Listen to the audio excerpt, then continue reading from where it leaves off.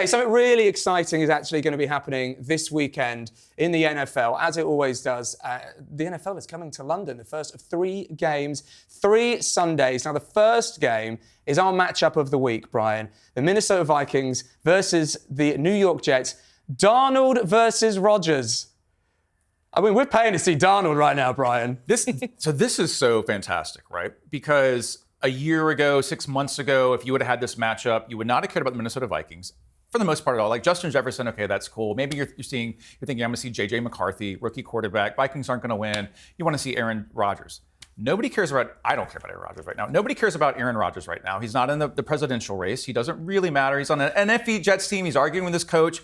You get to see the Minnesota Vikings. You get to see the Brian Flores defense. You can really get inside football in London. I won't be surprised if royalty is there, because if I'm King Charles, I want to see Sam Darnold. I want to see the greatest quarterback in the NFL right now in person with my own eyes. I have to be at Tottenham to see Sam Darnold.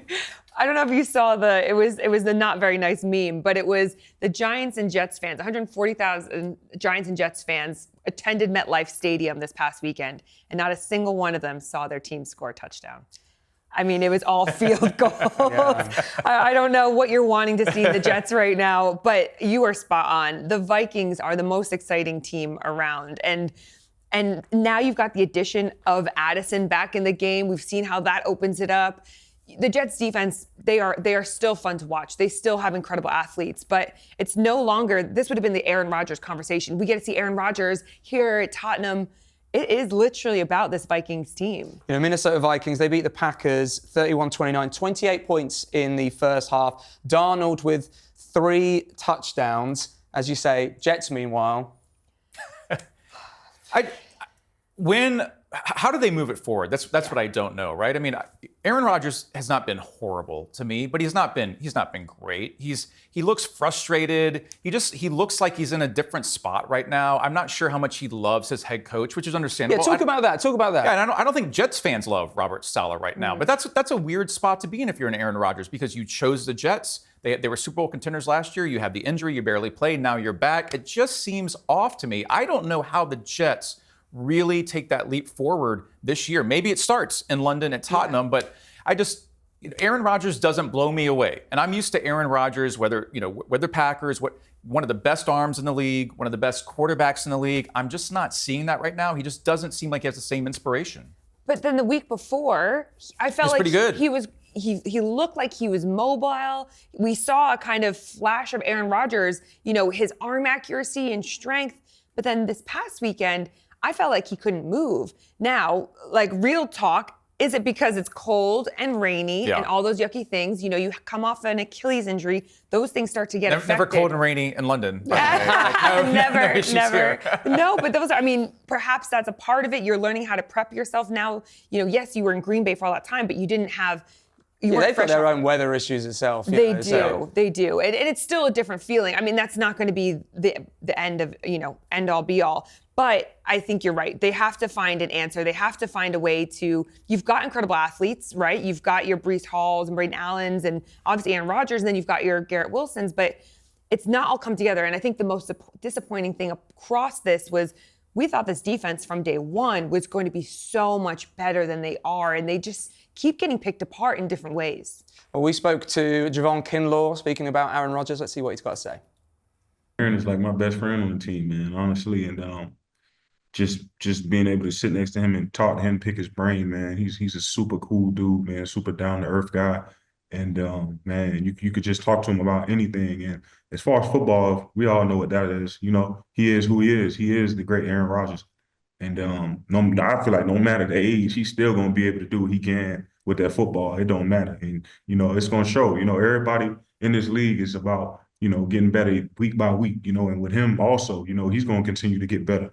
So you look down the line, 9, week 10, week 11, he might even be firing even better, So, but yeah, he's an awesome locker room guy. Everybody loves him, man. Everybody looks up to him. So, and he keeps us going.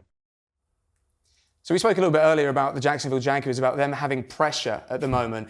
But with the New York Jets, Brian, this is potentially Aaron Rodgers' last season in the NFL. So these sorts of results, well, they're not good enough for anybody. These performances aren't good enough for anybody. But when this is it for Robert Salah potentially, this is it for Aaron Rodgers, they have to make things work. You know what I've always found in recent NFL history, and you know this being over here, is London ends up becoming kind of a proving ground for teams. And the way it is in the NFL schedule, right, it's not early, but it's early enough. You come over here for a game, coaches can get fired on the ride. It's a bit of a flight over here, even if you're flying, business class and it's all taken care of and you're staying in a 5-star hotel in central London.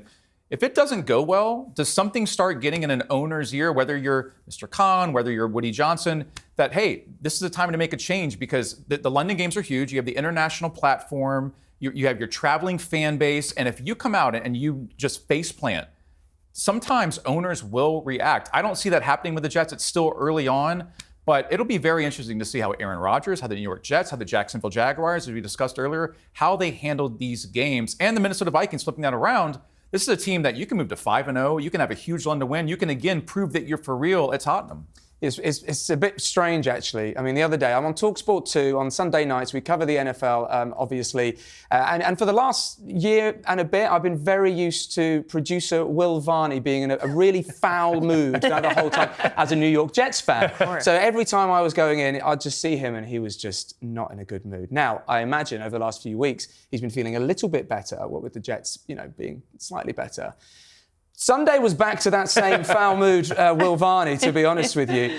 Aaron Rodgers, he is still an exciting player to go see. It's going to be a fun game. In fact, it is potentially one of the more enjoyable games for this weekend. It's great to have it in London. Oh, incredible. I remember when he was here with Green Bay, and when he ran out into that stadium, you could feel the ground rumbling, the excitement. I mean, the fans went crazy for him. You're still seeing somebody who is a Hall of Fame style quarterback coming out. And I find the London games can be kind of create a level playing field. You've got the travel situation. You're trying to reestablish yourself. A lot of times the run game comes in a big part, and the Jets have a very strong run game.